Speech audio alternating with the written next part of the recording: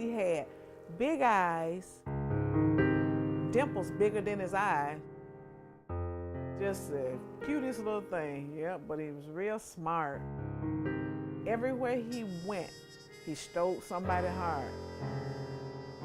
But as much as he gave, we can tell you little Nehemiah Dodd, known as Nemo, didn't frankly get much in return while he was on this earth.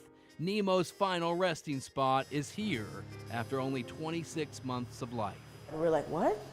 Nehemiah's what? In the hospital? They're taking him off life support?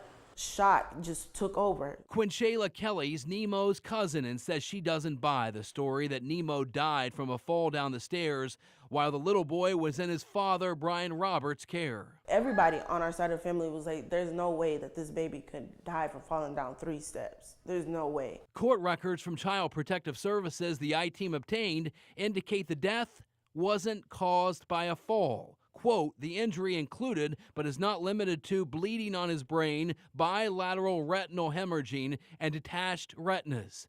Mr. Roberts' explanations for the injuries are not consistent with the medical findings of non-accidental trauma.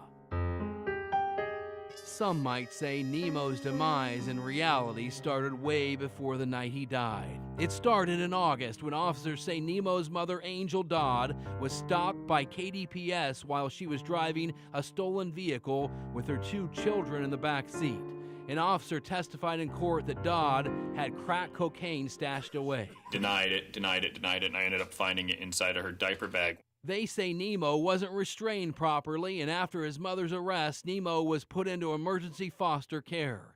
Angel Dodd, by our counts, been arrested more than a dozen times in her life and has been convicted of several serious crimes. Her parental rights to Nemo were terminated. At this hearing in December, Angel never showed up for it.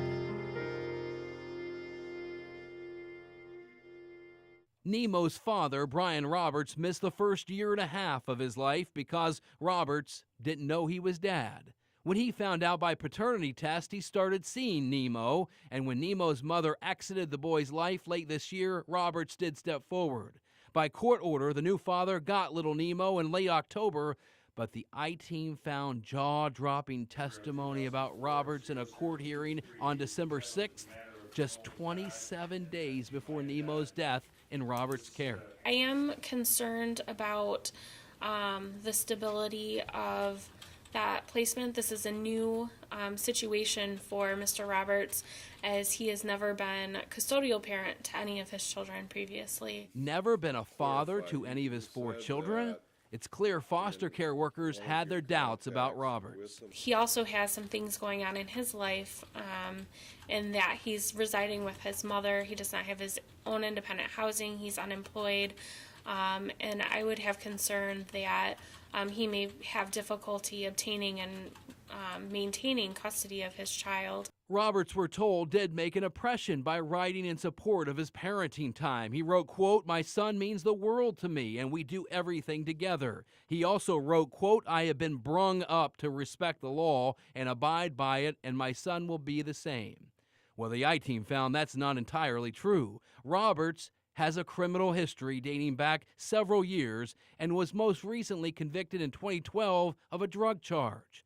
So we wanted to see whether the folks at DHS dug into Roberts' background or tested his competency to parent before handing Nemo over to him.